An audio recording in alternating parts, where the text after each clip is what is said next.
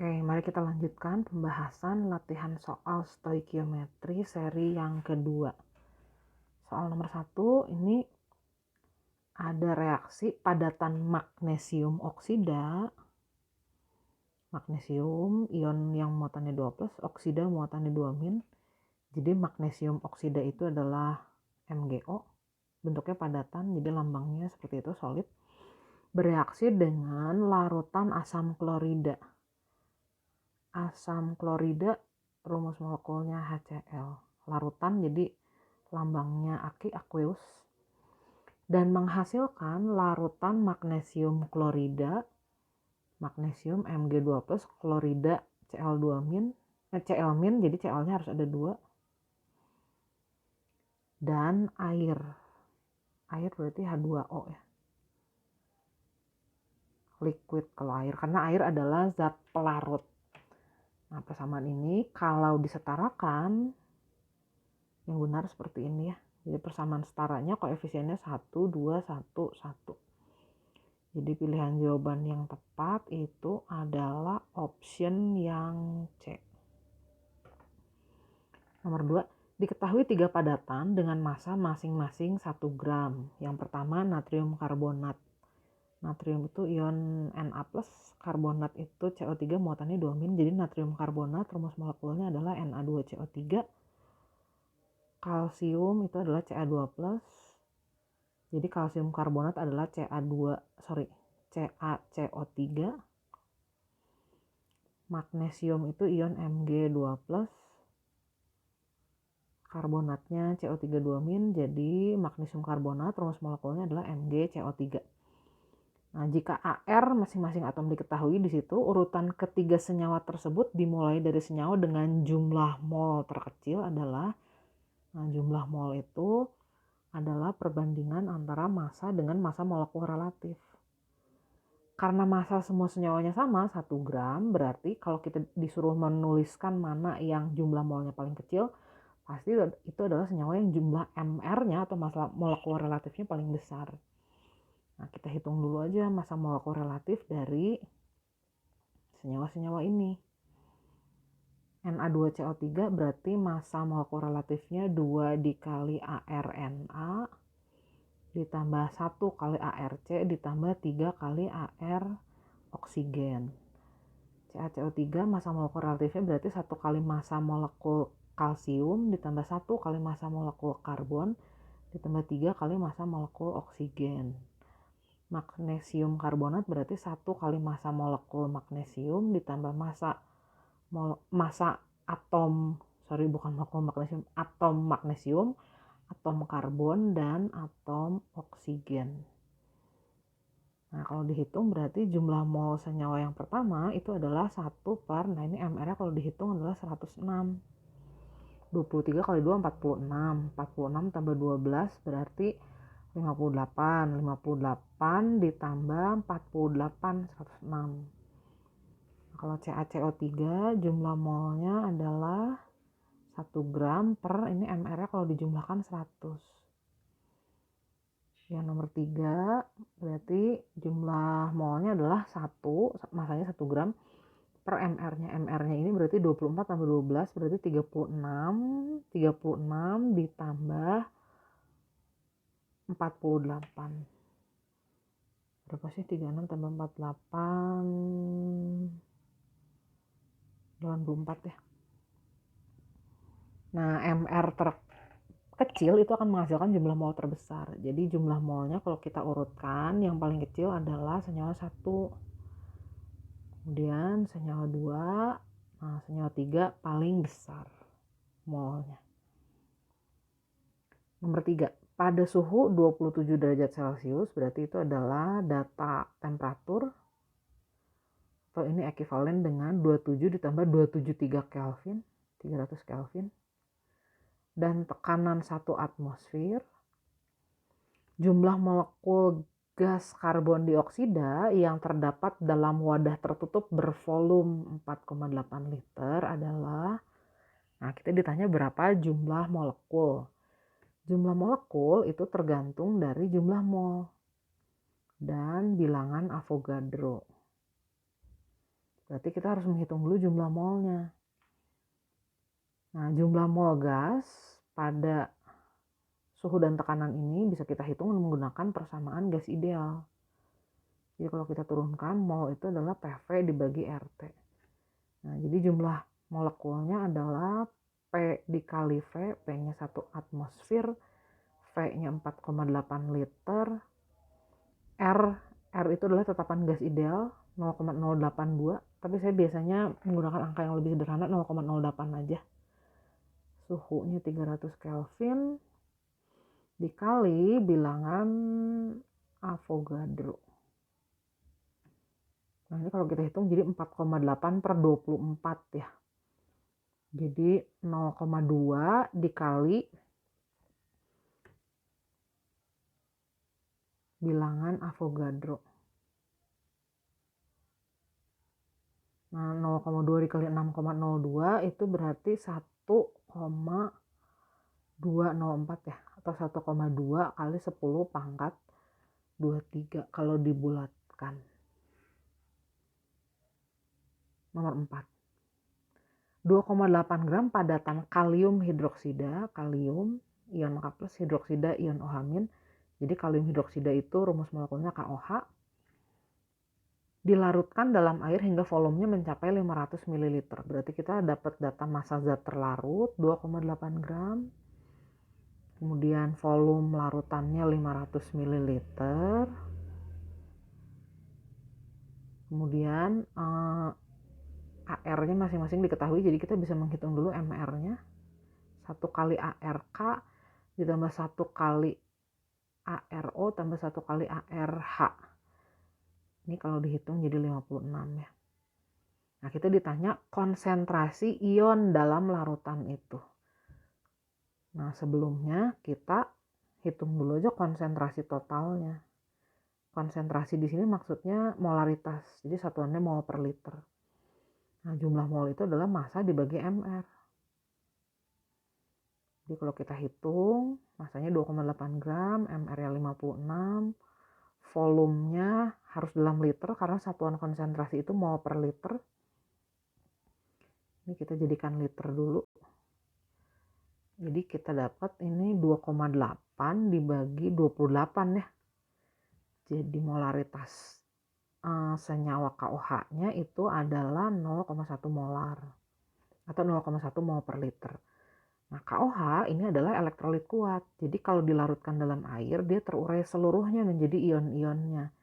Jadi kalau mula-mula kita punya 0,1 molar KOH, seluruhnya akan berubah menjadi ion-ionnya. Jadi nanti di akhir reaksi sudah tidak ada lagi KOH, yang ada 0,1 molar ion K+ dan 0,1 molar ion OH-. Kalau kita jumlahkan berarti total molaritas ionnya adalah 0,2 molar. Nomor 5. Pada suhu dan tekanan tertentu, ini berarti pada keadaan yang sering disingkat keadaan PT seperti itu, volume 7 gram gas nitrogen, AR-nya 14 berarti MR-nya adalah 28 ya, adalah 250 ml. Ini volumenya.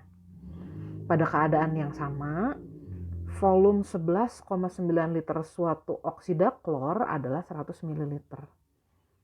Oksida klor yang dimaksud adalah, nah jadi ini kita membandingkan dua gas pada keadaan yang sama, gas nitrogen dan gas oksida klor. Oksida klor itu maksudnya klor yang bersenyawa dengan oksigen, tapi kita nggak tahu klornya berapa, oksigennya berapa. Nah, kalau ada dua gas dibandingkan pada suhu dan tekanan yang sama, berlaku perbandingan ini. Perbandingan molnya itu sama dengan perbandingan volumenya. Nah, mol N2 itu bisa kita hitung 7 per MR-nya 28. Volumenya pada saat itu adalah 250 ml. Nah, ini satuan nggak usah dirubah dulu ke liter, nggak apa-apa. Asal kalau volume gas pertama dalam satuan mililiter, gas keduanya juga harus sama satuannya. Nah, oksida klornya diketahui 11,9 gram. Jadi masanya segitu, MR-nya kita nggak tahu. Jadi kita akan hitung berapa MR ClX OY. Volumenya pada saat itu 100 ml, satuannya udah sama. Nah, jadi kita hitung dulu berapa MR ClX OY-nya. Kalau kita kali silang berarti cara menghitung MR-nya adalah gini. 28 dikali 250 dikali 11,9 dibagi 7 kali 100. Jadi 1000 dibagi 100. Nah, jadi massa molekul relatif ClXOY-nya itu adalah 119. Kita tinggal cek aja mana di antara senyawa-senyawa yang ada di sini yang massa molekul relatifnya 119.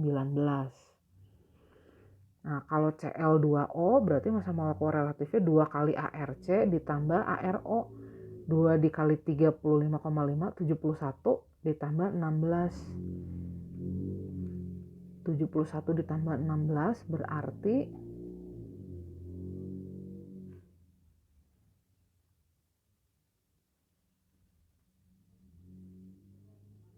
kita jumlahkan aja ya. 87. Jadi senyawa yang pertama MR-nya 87. Nah, kalau senyawa pilihan jawaban yang kedua, ClO2 berarti 1 kali ArCl, MR-nya itu ya, ditambah 2 kali ArO, 2 kali 32. 2 kali 16 atau 32. Nah, ini kalau dijumlahkan berarti 67,5. Bukannya itu. Nah, Cl2O3 kita coba kita hitung MR-nya. Cl-nya ada 2, O-nya ada 3. Berarti ArCl dikalikan 2, 2 kali 3 5,5, 71 ditambah 3 dikali 16. Nah, ini yang MR-nya 119. Oke, nomor 6. Dalam 11,2 gram gas hidrokarbon CXHY, kita belum tahu nih senyawanya apa. Tapi yang jelas terdiri dari karbon dan hidrogen, masanya 11,2 gram. Diketahui terdapat 9,6 karbon, sisanya adalah hidrogen. Ya berarti hidrogennya 11,2 dikurangi 9,6 gram ya. Jika 5,6 gram gas hidrokarbon tersebut memiliki volume 2,24 liter pada keadaan STP, keadaan standar, maka rumus molekul gas yang dimaksud adalah, nah kita lihat dulu, kita punya CXHY, total masanya 11,2 gram. Karbonnya itu 9,6 gram. Hidrogennya berarti sisanya ya 11,2 dikurangi 9,6. Nah, ini jawabannya adalah 12 kurangi 6. Berarti 0,6 gram ya. Hidrogennya 0,6 gram. Nah, perbandingan X dan Y di sini itu adalah perbandingan mol C dan mol H. Nah, mol itu kan massa dibandingkan dengan AR-nya ya. Karbonnya 9,6 gram. Massanya 12, hidrogennya 0,6 gram. AR-nya 1, massa atom relatifnya 1. Nah, 9,6 dibagi 12 ini kalau kita hitung, supaya saya nggak salah, saya hitung dulu, 9,6 dibagi 12 itu 0,8. Nah, ini kan jadi 1:2 ya. Berarti senyawa yang dimaksud CXHY-nya itu perbandingan jumlah atom C dan H-nya adalah 1:2. Jadi rumus empirisnya CH2. Nah, kalau rumus molekulnya gimana? Kita harus cari dulu, anggap aja jumlah yang sebetulnya itu adalah CH2 dikalikan A. Nah, MR-nya kita harus cari dulu dari data di kalimat berikutnya, kalimat kedua. Pada keadaan standar, kita udah tahu volumenya bisa kita hitung dengan cara seperti ini. Karena nilai RT per P-nya adalah 22,4 pada keadaan STP. Volumenya 2,24 liter. Nah, jumlah molnya berarti masanya 5,6 dibagi MR-nya ya. Kali 22,4. Nah, dari sini kita dapat MR-nya. MR-nya ternyata 56. Nah, dari sini kita hitung berarti kalau kita misalkan jumlah atom C-nya A buah per molekul, berarti MR senyawanya adalah A dikali ARC ditambah hidrogennya berarti jumlahnya jadi 2A ya. 2A dikali AR hidrogen itu 56. Jadi 14A itu sama dengan 56. Jadi A-nya adalah 4. Nah, rumus molekul senyawa yang dimaksud berarti jadi adalah C4H8. Nomor 7. Mineral akantit diketahui mengandung senyawa perak sulfida. Perak itu Ag plus muatannya sulfida itu S2-. Jadi perak sulfida rumus molekulnya adalah Ag2S. Nah, anggap aja ini ada mineralnya mineral Ag2S. Jika massa perak yang terkandung dalam 100 gram mineral tersebut adalah sebanyak 2,16 gram. Jadi gini nih ceritanya, ada mineral 100 gram. Mineralnya ini mengandung perak sulfida. Jadi perak sulfidanya saya pindahin dulu ya. Perak sulfidanya itu adalah sebagian dari mineral ini. Nah, di dalam Ag2S ada lagi bagian yang lebih kecil. Nah, ini peraknya. Kita dikasih tahu massa peraknya adalah 2,16 gram. Nah, yang ditanya kandungan perak sulfida dalam mineral akantit. Jadi kita ditanya berapa persentase Ag2S-nya. Berarti kan kita harus hitung dulu massa Ag2S ya. Nah, kalau kita mau menghitung massa Ag di dalam Ag2S, caranya kita udah tahu. Caranya adalah kita hitung jumlah atom Ag dikali massa atom relatif Ag dibagi MR Ag2S-nya ya. Dikali massa Ag2S-nya. Nah, massa Ag-nya 2,16 gram. Jumlah atom Ag dalam molekul Ag2S adalah 2. Massa atom relatif Ag-nya diberitahu 108. MR Ag2S kita cari dulu. Berarti 2 kali 108, 216 ditambah 32. 248 ya. Dikali massa Ag2S. Nah, jadi kita nanti dapat dulu massa Ag2S-nya. Nah, massa Ag2S-nya berarti 2,16 dikali 248 dibagi 2 kali 108. Kita langsung hitung aja ya, 2,16 dikali 248 dibagi 2 kali 108. Sorry, salah pencet. Nah, jawabannya 2,48.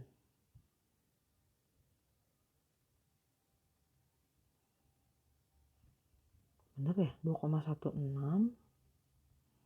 dikali 248 dibagi 216. Ya, 2,48.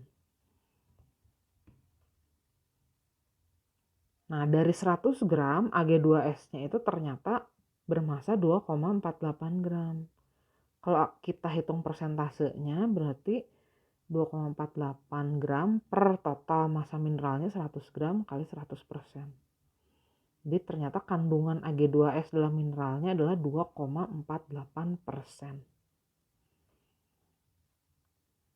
Berikutnya, logam seng itu dapat larut jika direaksikan dengan larutan asam nitrat, membentuk larutan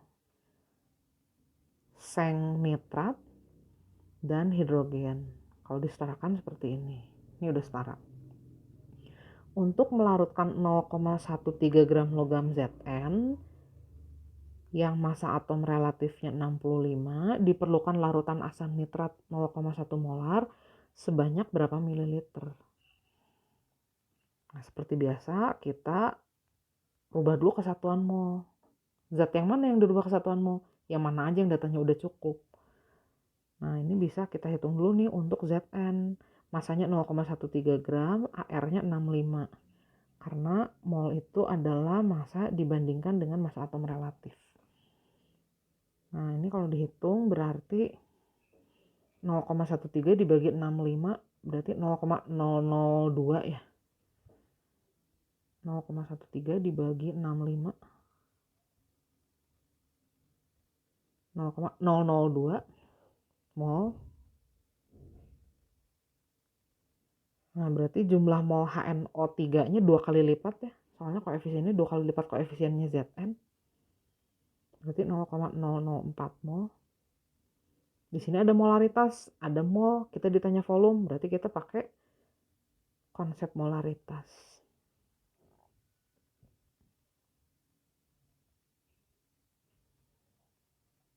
Nah, dapat nanti volumenya.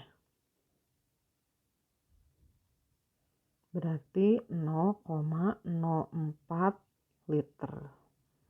Atau kalau kita jadikan mililiter harus dikali 1000 ya. Jadi 40 mililiter. Ini dimintanya dalam satuan mililiter. Nomor 9.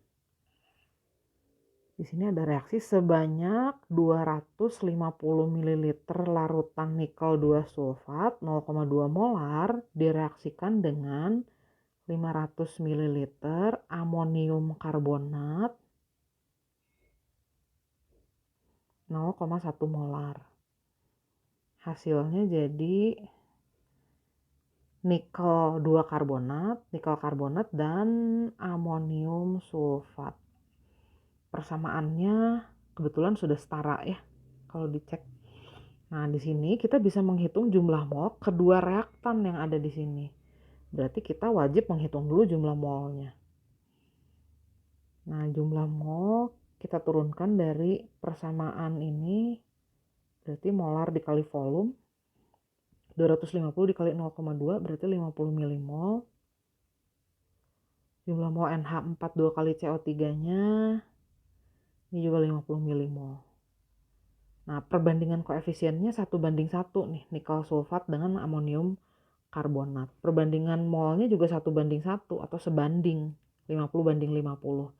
Jadi, kalau seperti itu berarti ini adalah jenis reaksi yang kedua reaktannya habis atau tepat bereaksi. Jadi di sini pembatasnya adalah keduanya habis berbarengan. Nah, produknya juga masing-masing sama karena koefisiennya satu semua, jadi sebanding. Yang ditanya adalah berapa massa endapan yang terbentuk. Di sini endapan itu adalah endapan nikel karbonat. Kita sudah tahu jumlah molnya. Nah, mol itu adalah massa dibagi mR. Jadi, kalau kita mau menghitung massanya, itu adalah mol dikalikan mR-nya. Molnya 50 dikali mRNiCO3. Kita hitung dulu. mRNiCO3 itu berarti 1 dikali ARNi 59 ditambah 1 kali ARC ditambah 3 kali ARO. 59 ditambah 12 ditambah 48. 119.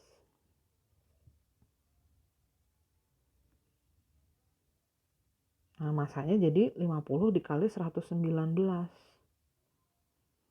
5.950. Satuannya tentu miligram karena tadi N-nya dalam milimol. Kalau dijadikan gram ya dibagi 1000 ya. Ini jawabannya. Nomor 10. Reaksi antara asam dan basa kuat akan menghasilkan campuran netral jika keduanya tepat habis bereaksi atau nggak ada sisa.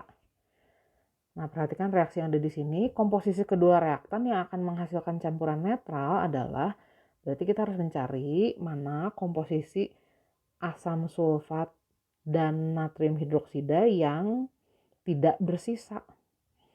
Nah, reaksinya itu H2SO4 ditambah NaOH, hasilnya adalah natrium sulfat ditambah air. Nah, kita setarakan dulu mulai dari logam.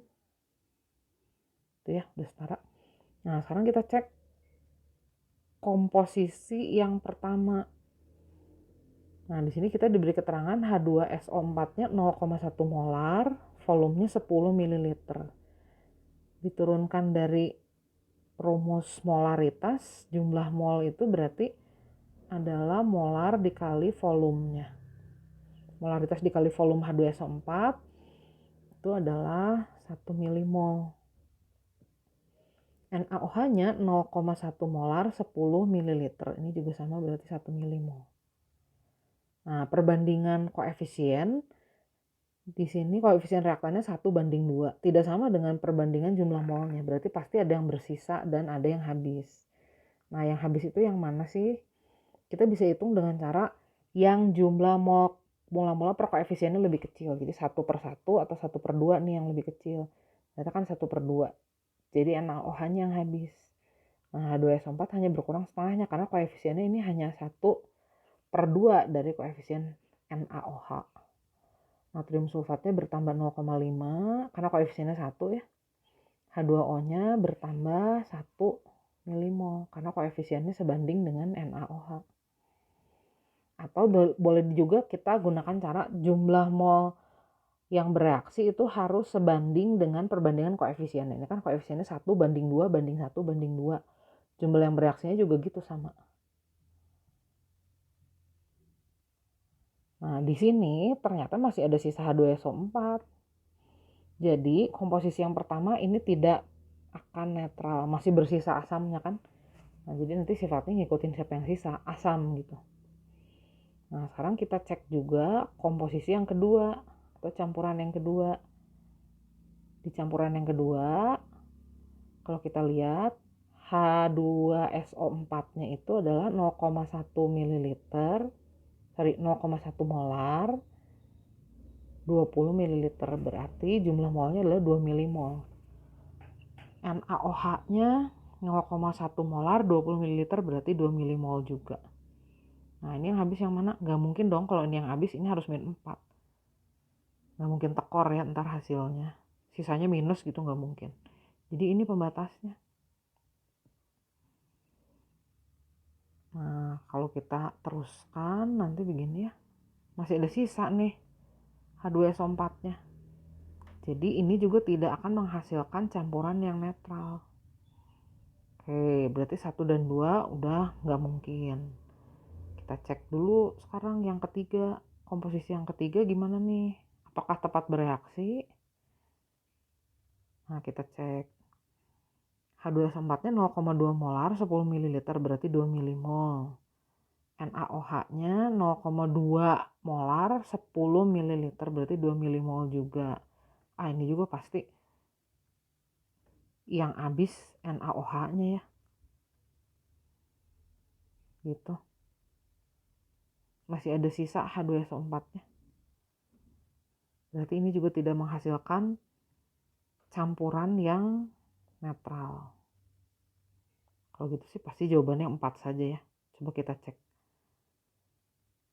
Nah, yang keempat H2SO4-nya itu jumlahnya 0,2 molar 10 ml. Jadi kita hitung molnya 2 milimol. NaOH-nya 0,2 molar 20 ml berarti jumlah molnya 4 milimol. Kalau H2SO4-nya habis min 2 berarti NaOH-nya berkurangnya harus 2 kali lipatnya ya. Karena koefisiennya 2 kali lipat koefisien H2SO4. Seperti itu. Produk-produknya juga bertambah sebanding dengan perbandingan koefisiennya. Nah, ini tepat bereaksi betul ya. Berarti campurannya akan menghasilkan larutan netral. Nomor 11.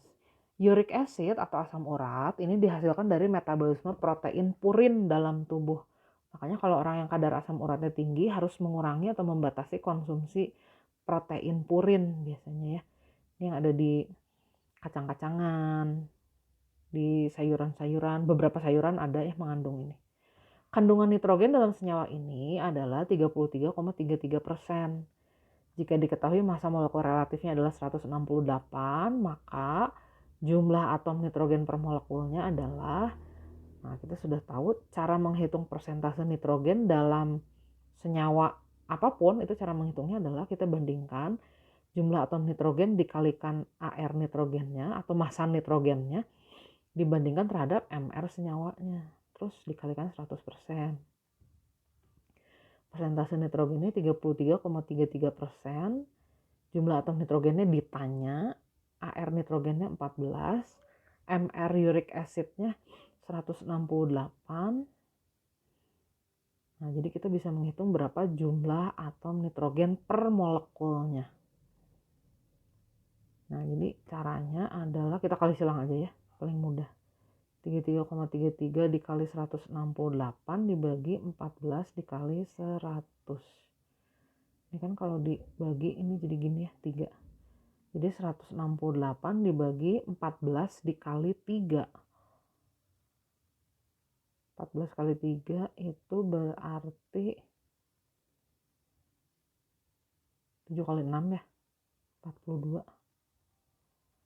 Nah, kita hitung 168 dibagi 42. 4 jawabannya. Jadi setiap satu molekul uric acid terdapat 4 atom nitrogen di situ. Nomor 12, 0,2 mol senyawa karbon dengan massa 17,6 gram bila dibakar sempurna menghasilkan 35,2 gram gas karbon dioksida dan 14,4 gram uap air. Oke, di sini ada persamaannya, ada senyawa yang jumlah CH dan O-nya tidak diketahui. Senyawanya itu 0,2 mol, masanya 17,6 gram. Nah, kalau dibakar katanya akan menghasilkan gas CO2 dan H2O. CO2-nya 35,2 gram, H2O-nya 14,4 gram. Nah, dari sini kita pertama bisa menghitung dulu MR-nya CXHYOZ ya. Karena mol itu adalah massa per MR, berarti MR itu kalau diturunkan adalah massa dibagi molnya. Massanya 17,6 dibagi jumlah molnya. Ini berarti jadi 176 dibagi 2 berarti 86 ya MR-nya. Kita bisa langsung cari sih, cari aja di sini yang MR-nya 86 sebenarnya ya. Nah, tapi bisa juga kita cari massa karbonnya di sini. Massa karbon dalam CO2 berarti kan jumlah atom C dalam CO2 1 dikali ARC dibagi MrCO2. Kalau dihitung MrCO2 itu 44 dikali 35,2. 12/44 kali 35,2 kita hitung dulu.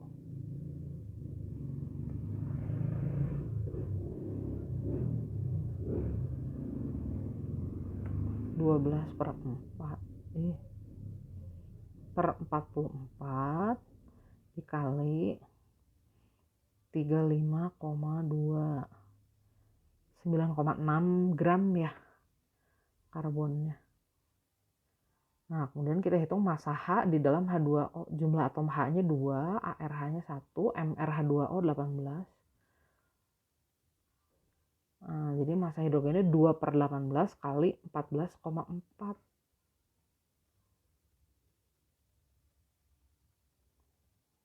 1,6 gram hidrogennya. Nah, sekarang kita berarti udah dapat data bahwa CXHYOZ itu tadi MR-nya sudah dihitung 86. Nah, kemudian kan massa atom karbon di dalam CXHYOZ itu sama dengan massa atom karbon dalam CO2. Tadi dalam CO2 massa atom karbonnya itu 9,6 gram. Dalam H2O massa hidrogennya adalah 1,6 gram. Nah, berarti massa C dan H dalam CXHYOZ juga sama. Nah, sementara X, Y, dan Z itu adalah perbandingan massa C, H, perbandingan mol C, H, dan O di sini. Nah, massanya masing-masing kita udah tahu massa C di sini sama dengan massa C di sini. Ini C-nya 9,6 gram, hidrogennya 1,6 gram. Nah, oksigennya pasti sisanya. Ini senyawanya totalnya 17,6 gram.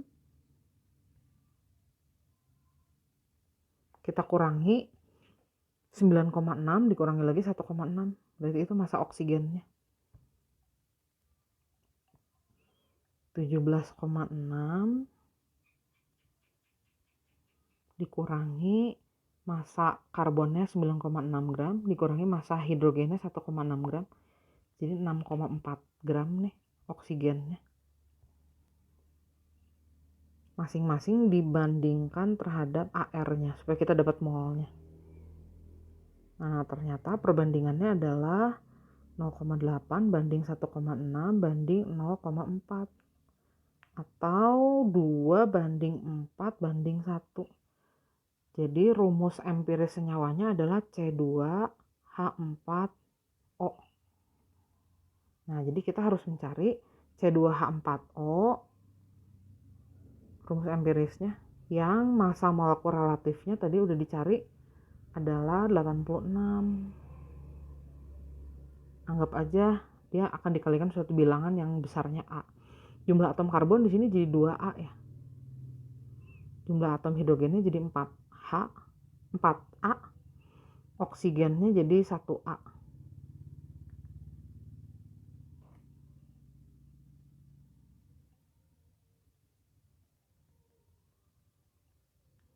Nah, ini kalau dihitung jadi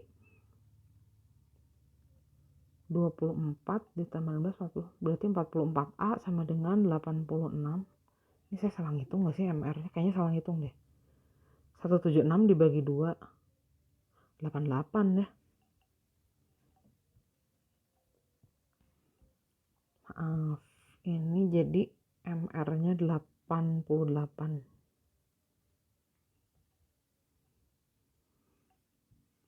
Soalnya ini kok angkanya jadi nggak bulat. Nah, jadi kita dapat A-nya itu adalah 2. Jadi rumus molekul senyawanya adalah C2H4O dikalikan 2. Jadi C4H8O2 jawabannya.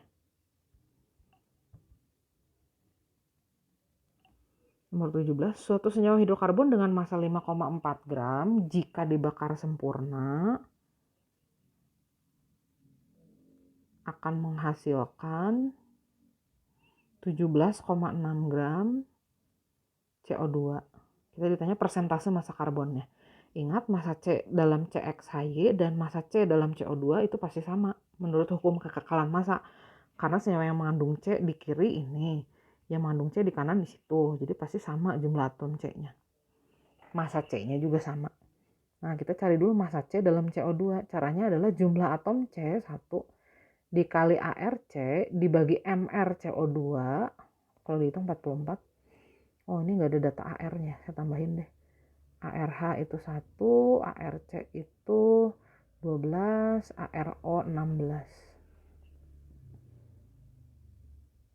Nah, jadi kita dapat massa karbon dalam CO2-nya adalah 12/44 dikali 17,6.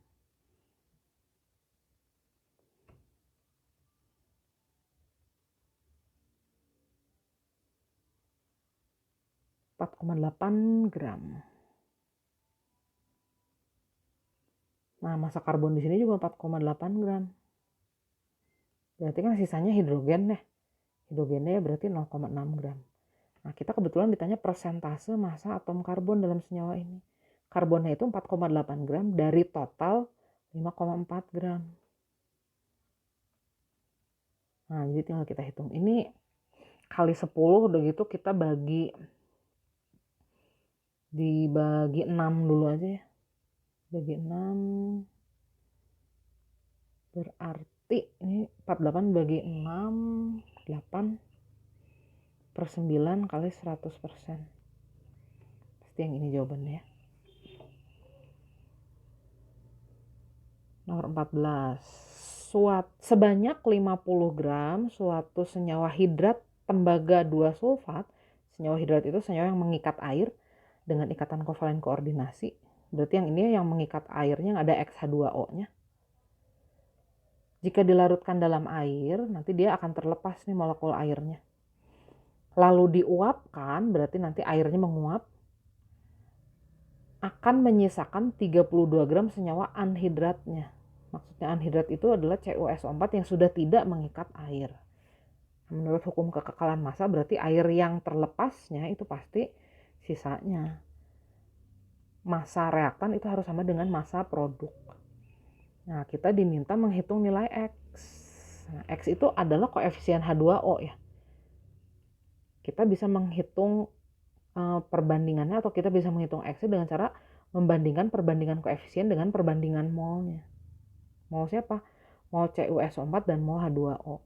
Kalau kita mau menghitung mol CuSO4 berarti kan tinggal massa dibagi aja dengan MR-nya. Kita hitung dulu MR CuSO4. 1 dikali ARC ditambah 1 dikali ARS ditambah 4 kali ARO. Kalau dihitung 160. Kalau MrH2O berarti 2 dikali ARH ditambah 1 dikali ARO berarti 18. Nah ini kalau dihitung 32 per 160 kita bagi 16 aja ya. Berarti 2 per 10. Airnya 1 mol. Nah perbandingan koefisien CuSO4 dan H2O itu adalah 1 banding X. Jadi 1 banding X itu sama dengan perbandingan molnya 0,2 dibanding 1.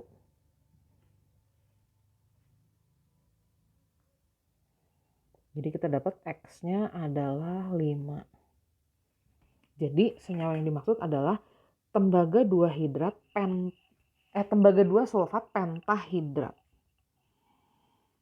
Terakhir nomor 15, suatu hidrat kalsium karbonat, berarti kalsium karbonat yang mengikat air, misalkan aja begini, diketahui mengandung 35,71% massa garam anhidratnya. Nah kalau dia dipisahkan dari airnya, dia akan menghasilkan garam anhidrat. Metodenya kayak tadi, dilarutkan dalam air kemudian diuapkan. Nah anhidratnya itu ternyata adalah 35,71% dari massa total. Total kan kita anggap aja 100% ya. Nah berarti airnya berapa persen sih? Ya 100 aja dikurangi 35,71. Ternyata airnya 64,29%. Nah karena perbandingan massa di sini karena di sini massanya dinyatakan dalam persen, berarti kita boleh menganggap massa totalnya anggap aja 100 gram kayak perbandingan. Berarti kalau dalam setiap 100 gram kan terdapat 35,71 gram CaCO3 dan 64,29 gram H2O. Nah, kita hitung dulu berapa mol CaCO3 dan H2O-nya. Kita berarti perlu menghitung MR CaCO3 nih. ARCA ditambah ARC ditambah 3 kali ARO. Nah, MrH2O sama kayak soal sebelumnya. 2 kali ARH ditambah 1 kali ARO. Nah, jadi kita dapat molnya nih. Ini 0,3571 mol. Airnya 64,29 dibagi 18. 35,71. Nah, perbandingan koefisien CaCO3 dan H2O banding X itu sama dengan perbandingan molnya. Mol CaCO3 0,371, mol airnya 35,71. Jadi kita dapat X-nya adalah 10.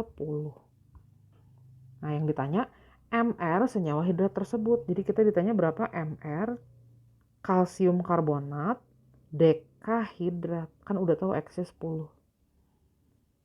Nah ini berarti 1 kali ARCA ditambah 1 kali ARC ditambah 3 kali ARO ditambah lagi, ini di sini jadi ada 20 atom H, 20 kali ARH ditambah lagi oksigennya jadi ada 10. Ingat koefisien itu dikalikan untuk semua unsur yang ada di kanannya gitu. Nanti kalau dihitung jadi 280 jawabannya.